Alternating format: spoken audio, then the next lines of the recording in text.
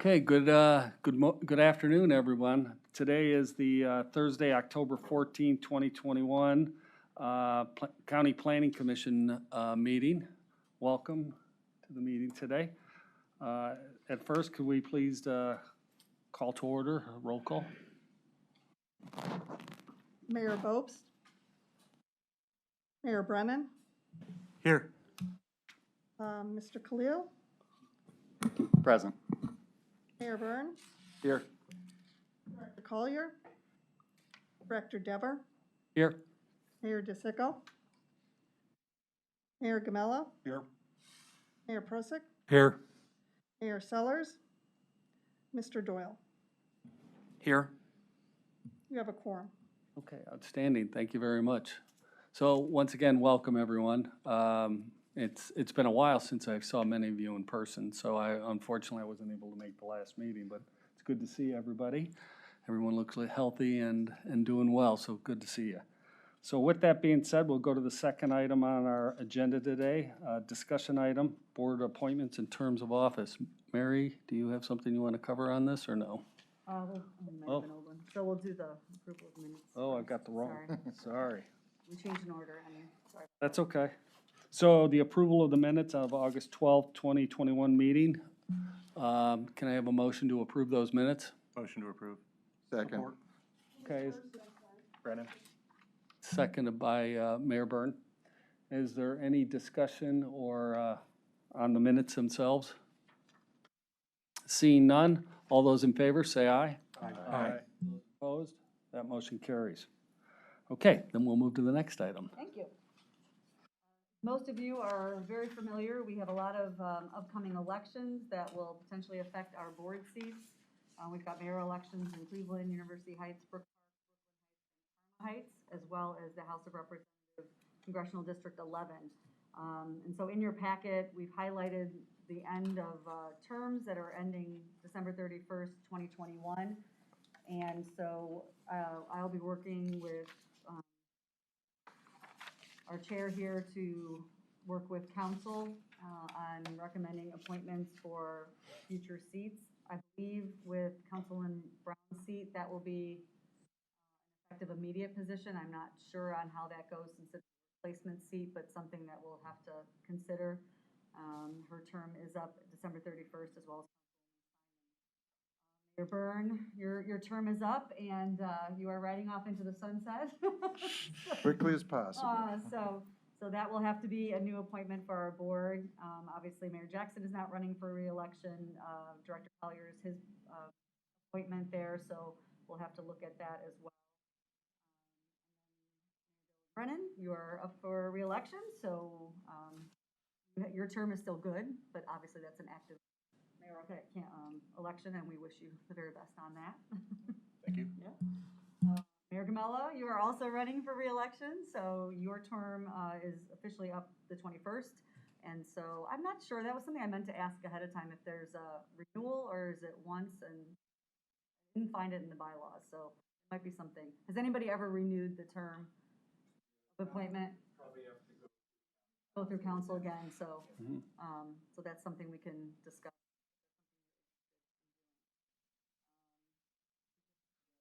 If I may, I took over an unexpired term, and then I went back before county council to seek confirmation for the term I'm in now. Okay. Mhm. Okay. Very good. Okay, so I'm assuming that on all these positions, the county executive makes the recommendation back, those that are up for reappointment, back to the county council. Correct. Okay. Correct. So that will be HR committee, I think it has to go to as well. So we'll have to talk about that and figure out timing and when that. Yeah. So we'll have more information when we come back to you.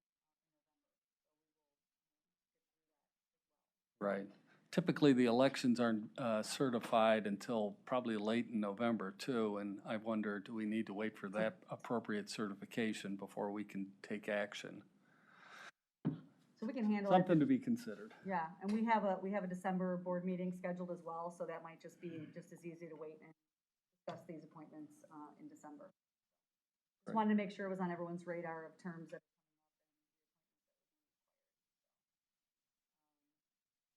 We have special thank you to Mayor Byrne. We have Councilwoman Simon is stuck up in budget hearings, but she's going to be in, give you back to that. So we will move on. I know we've got a couple people who are tight on schedule. So the first item that requires your approval today is resolution number 211014-A. This will be a new section 5.21, a professional development policy, in addition to section 5 of the Planning Commission's personnel policies and procedures manual. This has been brought forth to legal for review as well. This is a policy that has been in draft form for years, I believe, and so it was something that I felt was very important to make sure that we actually had an official policy in place. So this allows for our staff to continue strengthening their professional knowledge and expertise through professional development. We've got several certified planners in our group, and they have requirements for continuing education, 32 credits a year. And so without some policy in place, there really has been a little bit of, not really a planned approach to budgeting and allowing staff to attend various we feel that this policy being put in place will really help us plan for the budgeting season and make sure that our staff is able to take advantage of professional development opportunities. So, all the information is contained in your packet. You have a briefing memo. You have the actual professional development policies with the attachments that go along with that policy. We do mirror reimbursement. So the county itself does not have a professional development policy. We did look at the way things are taken in terms of reimbursements and travel and try to mirror those where we could, but this is something that's not currently in the county's manual either. So if you had a chance to take a look through that, let me know if you have any questions. Any question? Well, I'll come forward with the first question. So if we were to implement this new development policy, professional development policy, how would it impact the budget? I mean, currently now, I'm sure you have certain, within your budget, there's some type of reimbursement for development but since we're making a requirement now that those to get their, make sure they keep their certification up, is there a significant impact to your current budget? I don't believe so. I mean, we went through last year during the pandemic, people maintained their memberships themselves and were not reimbursed due to budget issues. This year, we took a look at where we may have had a little bit of room in the budget, and we did offer reimbursement for the memberships. Anything that we've offered this year, because we didn't have a policy in place, has been a partial reimbursement for any trainings that they provided. So it will not substantially impact the budget, but it's something we'd like to plan for in the future. Okay. Any other questions from board members? Comments? Mr. Sarin? Yeah, I just had a couple questions about a bit of flexibility in some of the requirements for approvals. So the requests and approvals section, there's a 2-month requirement that the requests be made more than 2 months, or 2 months or more before the event date. I don't know how much of a restriction this is on management to allow for some flexibility based on practicability if somebody is made aware of something a month and a half before it occurs, but there's an interest in pursuing a seminar or something like that. Does this restrict management from allowing that within 2 months, or? Now we try, and I don't know if Jennifer or Wes, I know we went back and forth on some of this, but really tried to figure out a way of the general rule of thumb. We'd like to have that kind of notice because there are some things that require much more advanced registration that then the conference wouldn't happen until much later on. Yeah. And then when it's time for reimbursement, as well as being able to plan ahead a little bit to know what's coming on, especially towards the end of the year.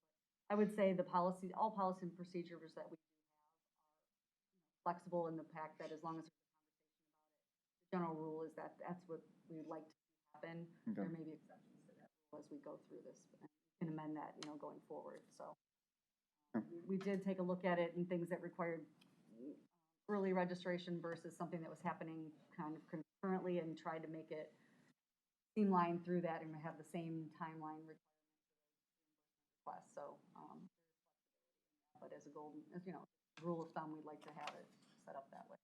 Okay. I had the same question for that 30-day timeline for payment of certification, sort of how that might work. So I appreciate that there's some flexibility there. And then I guess the last question, I wonder,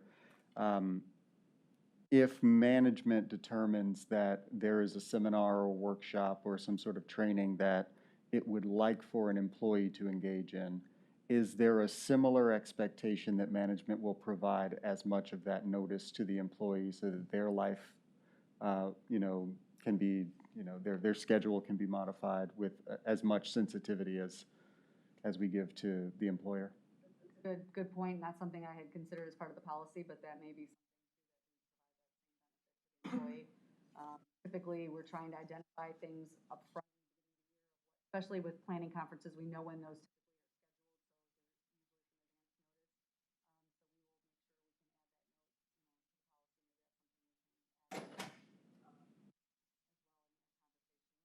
Okay, and then I guess the last one is very, very minor. It's just in the attendance guidelines, there's a typo in the first sentence. Just wanted to point it out. Sure. So we will take a look at that.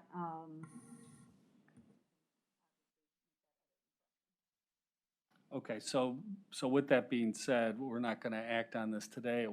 The intent was to get it to the board members for a brief review and then to come back at a subsequent meeting, possibly Well, next month, or do Yeah, you? I mean, it was today for resolution for approval, Mhm. but if there are things that we need to modify, then we can wait. I didn't have a need to wait. I just wanted to bring those up. Okay, that we can- Possible modification or other policy modification later. Okay, We can thanks. note those in the minutes and then make those corrections in the. I'd like to note also that Councilwoman Simon is attending.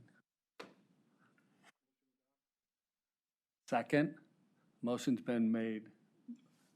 Mayor Gramilla, seconded myself. Is there any other further discussion or comments on it? If not, those in favor say aye. Aye. Those opposed? That motion carries. Thank you.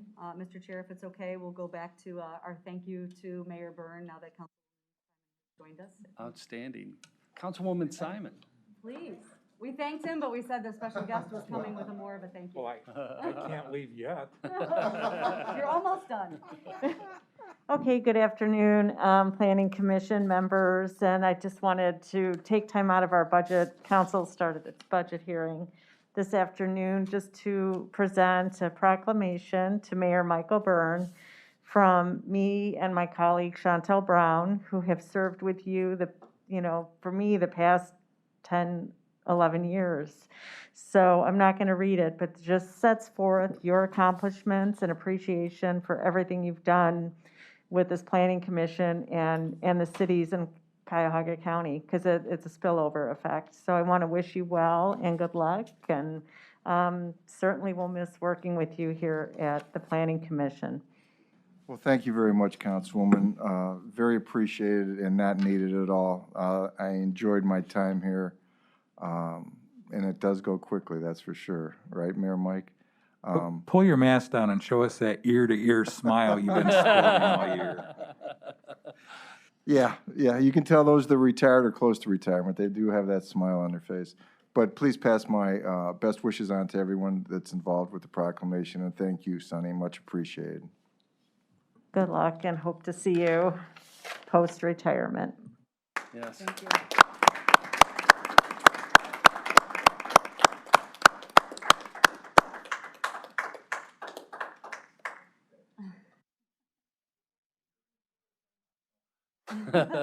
Thank you, Mayor. I'd like to recognize Mayor Brad Sellers has joined the meeting also in the midst of the proclamation.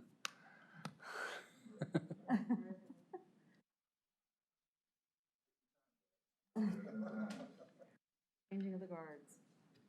All right, very Okay. good. Next, if we can go to the Executive Director's report. Thank you. Although there's not any items that require approval at this, there's a lot of information I'd like to share. One of those pieces is the budget update, and I think going forward, I will make sure that I make that a discussion item up front versus part of the Executive Director's report so that you have time to take a look at that information. I would just first like to say it's really hard to believe that we are in October. Having started this position in January, time has really flown by. And I could not be more proud of the team that we've got here and doing some tremendous work. And so just want to acknowledge my hardworking team at today's meetings. But the first thing we wanted to do is our welcomes and kudos corner. So as I mentioned at our last meeting, we were in the process of interviewing 2 candidates for new members of our team, and I'm happy to report that Megan Cheney has joined our team as a full-time senior planner. She was a former employee of the Planning Commission and most recently served as a consultant to us, and so we're thrilled to have her have joined last month. And also Laura Mendes-Ortiz, she is an AICP candidate. You'll recognize her name. She is a 2-time intern with us, and so we offered her a full-time position as a planner, and she joined us in September as well. So in the nick of time, with all the work that we've got, we're happy to have these 2 ladies on our team. And Michaela Stryker joined our Planning Commission family. Micah and his wife welcomed their little baby girl on Labor Day, I believe. So time has flown by, and he's due to come back later this month. So we'll be happy to have him back as well. A big celebration on our team. Both Kevin Leeson and Jennifer Carafa, who are both here today, celebrated their 25th anniversary with the Planning Commission. So I think that is something to be recognized.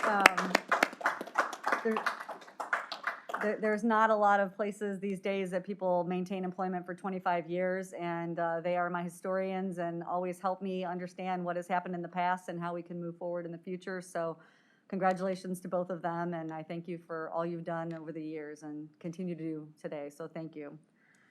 Also, I want to let you know, this is a bit of a spoiler. This will be officially announced tomorrow, so I know we are live streaming, but this is not something probably that will be out in the press. But our team submitted 3 APA nominations for planning awards this year, and 2 out of the 3 of those were selected. Sorry. Oh, no, that's still the same one. How do I go back? Can you go back for me? Sorry. Okay, sorry. So our congratulations to our Solon Connects project team.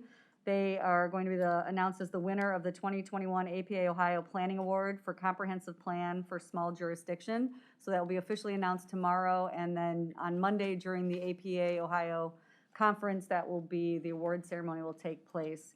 In addition to that, we nominated Mayor Blackwell for the Norm Krumholtz Equity Award, and she will be receiving that award as well. So really exciting to have the work that we're doing be recognized at a statewide level at this Planning Commission, as well as one of our mayors in the region to be in a spotlight. So really, I thought it was important to share that with you today as it comes public tomorrow. So good news there. A couple of project updates. I know previously we brought some of the team in here to provide updates to you on projects. There's so many right now that I know that I don't want to hold you forever, so just included a few here in terms of what's happening. Hopefully, going forward, we'll have some more staff have FaceTime with you and give some updates on some great projects. But our Lakefront Public Access Plan, we've received the draft final report of that plan and looking forward to advancing that into the next phases of the project. So a lot of great momentum with all things lakefront and trying to implement the county executive's vision. Can you hear me? Oh, yeah, sorry. Okay, Sorry. no, that's okay. Community confluence, preliminary engineering. We had a public meeting earlier this week. This was a TLCI planning project, and so it's really exciting to see these planning projects immediately move into implementation. And so that's always the goal of us doing these plans, is that master plans don't sit on a shelf but then get implemented. And so it's an exciting project for both the city of Lakewood and Rocky River. Broadview Heights Master Plan was recently adopted by council in September. So again, another goal of our plans is to have acceptance by the city and the community that they will then work towards implementation of those. We've officially, the interagency agreement with Department of Development has been approved by the Board of Control, and we've had our first internal meeting. A lot of great work that's going to come out of that. East Cleveland, some overarching work that will, again, benefit the entire county versus individual municipalities. And so that is a goal that we set forth earlier this year without doing the planning grants, that we really wanted to still provide support for our communities. And so excited about the work coming up with that. And we're continuing to advance, projects that we're working on now. Brooklyn Heights, Maple Heights, Middleburg Heights, Rocky River, First Suburbs Consortium, and more. So it's a lot of great work going on, and I think we showed the capacity chart a couple meetings ago, but we are definitely very busy still and working hard to meet the goals that we set out to do this year. Some new work on the horizon, and again, this goes back to an example of doing more for many. We are looking at partnering with RTA for transit-oriented development studies. So we've had initial conversations with them, and they're really excited. Taking the work that they did back in 2016 a little step further and looking at land use and zoning and how we can look at this work and helping in the master plans that we do to help communities prepare for transit-oriented development. Because I think it's really important, rather than being reactive, to be proactive and trying to utilize the great transit infrastructure that we already have in Cuyahoga County and encouraging development and incentives potentially around developing areas that have that access to rail and bus. So looking forward to that work. Also in having those conversations, we've talked to NOACA. They helped RTA previously too with some typologies for transit. And so Patrick Hewitt on our team, we've had some conversations. And again, this may be something that spills into our work in East Cleveland, given Euclid Avenue and the significant transit availability there. So looking forward to that work, and that'll be something continuing. Again, that's not something that we're contracting with any one agency, but doing as an in-kind work as part of our non-planning grant year. So any questions on any of those? Any questions from members of the board or comments? I'd just like to say that, one item that specifically the Planning Commission has been helpful. We're working with them, the County Public Works Department, on the lakefront plan and the confluence plan. And I'm sure I'm giving a lot more gray hairs to Mary and her team. Right next door, constantly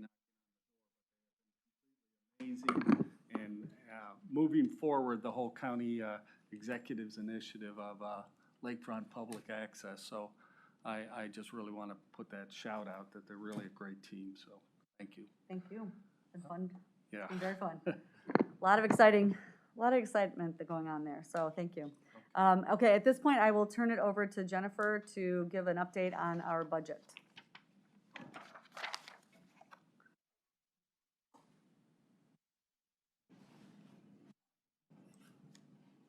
Good afternoon, everyone. I'm Jennifer Carafa, and I can't believe I've been here 25 years. I started as an intern, and I would have never expected to have remained, but it is like a family, and so I'm honored to maintain employment here with the county and the Planning Commission. So I want to give you an update today on where we stand currently as well as looking ahead.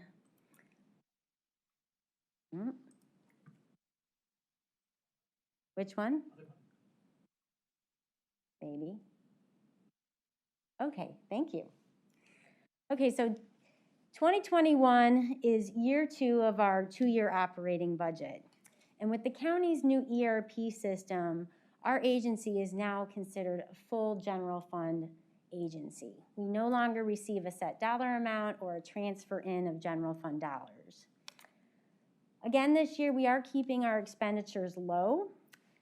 The COVID pandemic is still having an impact on our operations. While things are picking up, we have been slow to be out in the field and engage in communities in those traditional in-person ways. So it has had an impact on some of our operations like mileage expenses and that sort of thing. We have been funded again at 20 full-time employees. With an appropriation for 3 unfilled positions, and under Mary's leadership, we just recently filled 2 of them. I should say that both were vetted with the county's Personnel Review Commission, and they're both posted through county HR. So with our year-round intern, we currently have a staff of 19. Our team, as Mary mentioned, we are very busy. We have a number of projects, including administrating 2 of the county executive's big initiatives. We've heard about the Lakefront Public Access Plan, and the other big one is the 5-year program. It's for the Healthy Urban Tree Canopy Grants Program. We also have several working relationships with county executive agencies, whether that's an in-kind or an interagency agreement, as well as those outside entities that we still serve. So we continue to provide planning and zoning and other services under our revenue-generating contracts, which ultimately go back to the general fund upon deposit. Okay, so our original base budget, it was built with just over $2.8 million in spending authority. Then our operating budget was amended, and it was increased throughout the year, and it included some CARES funding, which helped to offset the 40-hour furlough that our staff contributed to last year. As well, you can see that we have new appropriation under our contracts and professional services account. But combined, you still see that salaries and benefits make up our largest component of our budget. But now, those contracts and professional services are a close second. They are almost at 1.8 million themselves. But I should say that the majority of those contract dollars are not operational. They are pass-through funding. So these contracts include appropriation for about $1 million for the Healthy Urban Tree grants, but it also includes carryover balances from the previous tree grant awards. And then as well, pass-through dollars for contracts that we hold with the outside vendors for the Lakefront Plan or the Community Confluence Study, which leaves about a combined $40,000 for our operations between supplies and other operating. When you compare our amended budget, in total, we've actually just spent about half of our total expenditures. Is it possible that, yeah, you can remove that? Thank you. I want you to see all the numbers on the chart. Okay, so we spent about 51% of our total spending authority so far this year. At the end of third quarter, we had spent down about 2/3 of our operating budget on our personnel costs. And this really reflects those vacancies that we were funded and authorized for, but were unfilled until recently. In terms of contracts, we've currently dispersed close to $700,000 in contract and grant awards. It constitutes about 38% of our budget. Much of this is those Healthy Urban Tree grants. And I want to recall that those grants are on a reimbursement basis.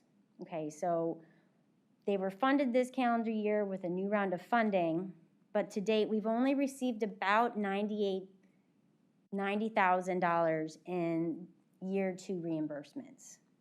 We do expect more of those to come through, probably a big push before the year ends. Everyone wants to get it in their budget. And there's a big push for fall plantings, which is an ideal time to plant trees and other landscaping. Ultimately, though, any unspent encumbered contract dollars, they will roll over into 22. Then in terms of the 2 accounts that I mentioned that support operations, we are forecasting to spend down the balance of our supplies budget, which is currently at 42%. And then probably most, if not all, of the remaining other operating expenses, which is currently at 56%. I think ultimately we'll end the year slightly under budget due to those salary and benefit surplus from those open positions. They weren't filled for 8 months.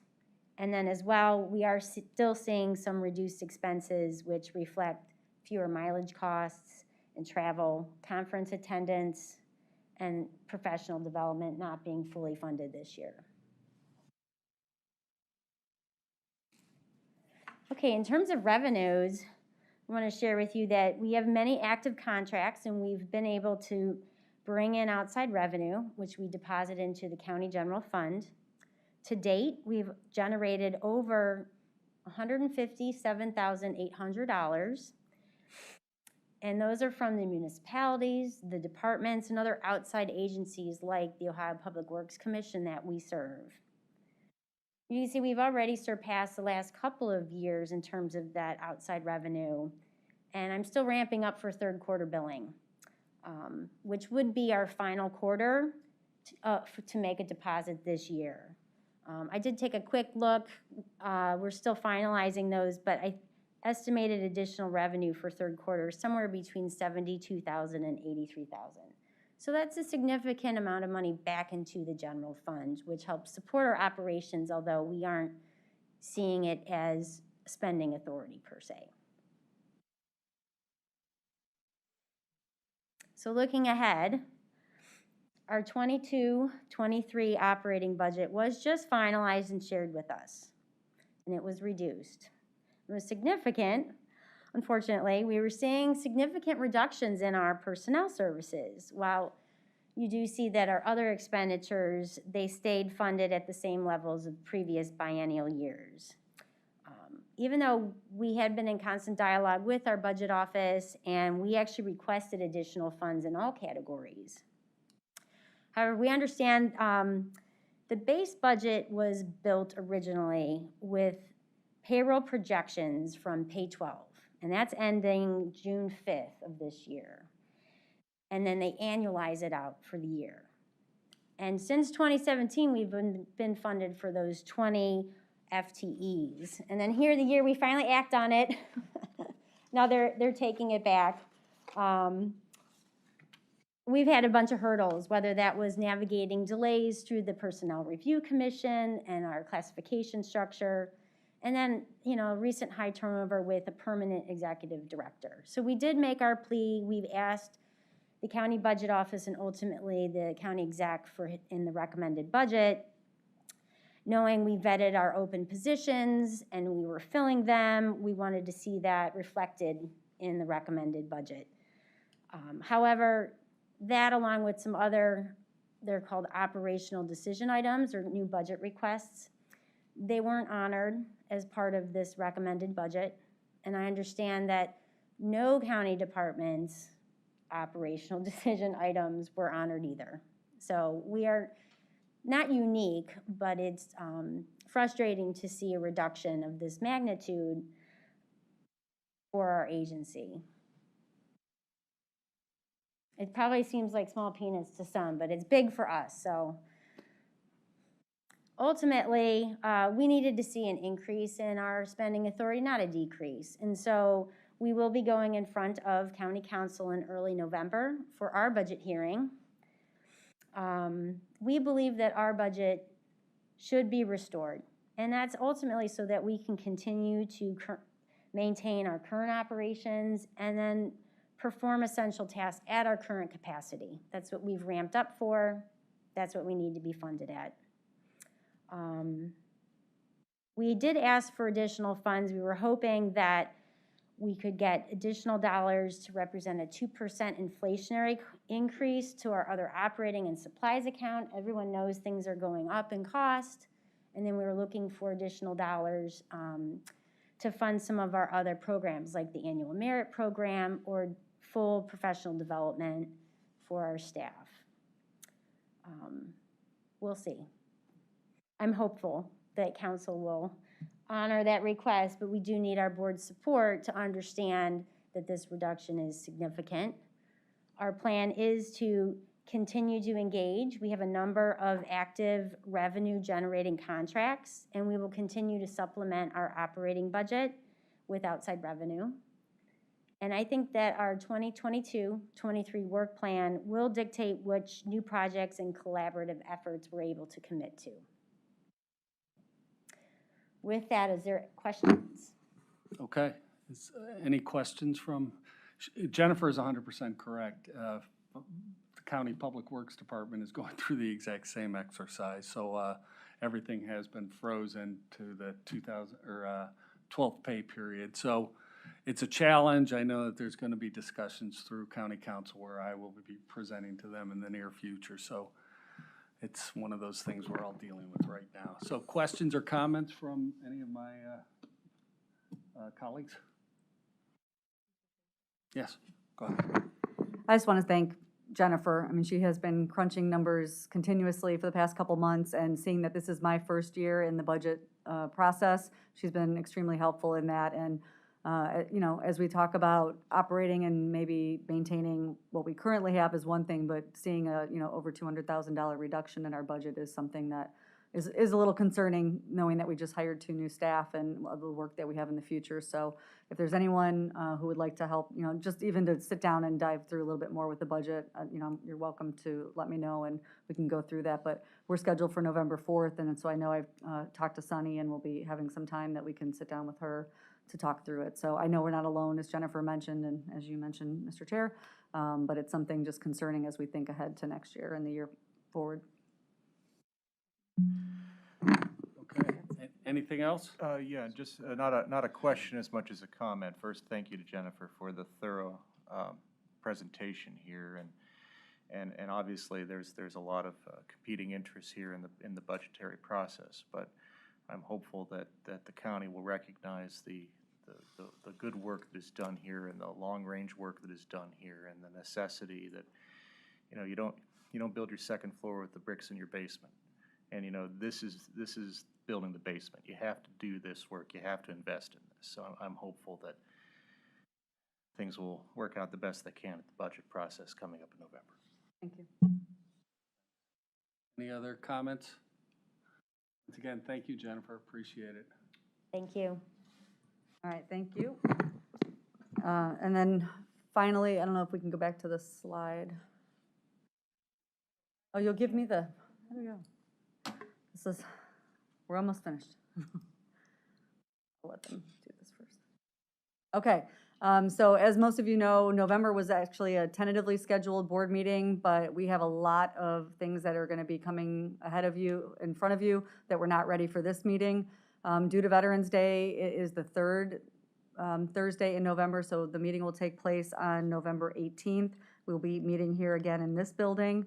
Approvals required. We are in conversations with the city of Middleburg Heights. We are working on wrapping up their master plan now, and they have asked that we submit them a proposal for a zoning map update. So we have done that, and they would like to enter into an agreement with us for those services. So that'll be coming in front of you in November, as well as the city of Parma. We've been talking with them about a parking analysis. This is something that we talked about doing county-wide, looking at some kind of parking analysis, understanding that parking is a challenge for almost every community. And so the city of Parma has a very specific request in a district, in one of their business districts, that we're going to help take a look at that with them. And so that will be a contract coming forth as well. We'll be in conversations with Public Works and our consultants on a potential contract modification to keep advancing the work of Smith Group for the Lakefront Public Access Plan to get us through into preliminary engineering, final design, and permitting. So those will be for our 2 focus areas as been identified as part of the plan, as well as a phase 2 of the single-family zoning work that we are doing with the First Suburbs Consortium. So we had a great meeting this week. Mayor Sellers was participating in that and looking to see what we need to prioritize in terms of phase 2 going forward. So that will potentially be an agreement modification that will come before you in November. And I did reach out to Solid Waste to see if they had any agenda items this month. They did not. They do have a board meeting coming up in, they have a board meeting this month, and so they will have agenda items that need to come to the policy committee for those of you that are involved in that as part of this board. So they will be here with that in November as well. That will be immediately following our board meeting. So I don't know if anybody has any questions on that. If not, that is the end of my report. And I'll turn it over to Mr. Chairman. Sure, thanks. Just to my colleagues that represent county council, so the executive hopes to present actually the Smith Group, which we just mentioned for the Lakewood Public, or the Lakefront Public Access Plan, is to present that preliminary plan to the county council, possibly in a Public Works Committee in the near future. So I would think before Thanksgiving of this year, we'll be bringing that before the county council so you can get updated on it. Okay. Old business. Is there any old business before us today? Is there any new business? Okay. Is there comments from the public? No comments. So with that being said, Mayor Byrne, you will be with us for another meeting or two, will you not? Terrific. Just want to make sure you got the proclamation, just in case. You're obligated now, yes. Yeah, that meeting is the week before Thanksgiving, but hopefully that will have a quorum for some time off the following. Okay, if nothing else to hold our attention, I make a motion to adjourn the meeting. All those in favor, say aye. Aye. Thank you, we stand adjourned. Thank you, everyone.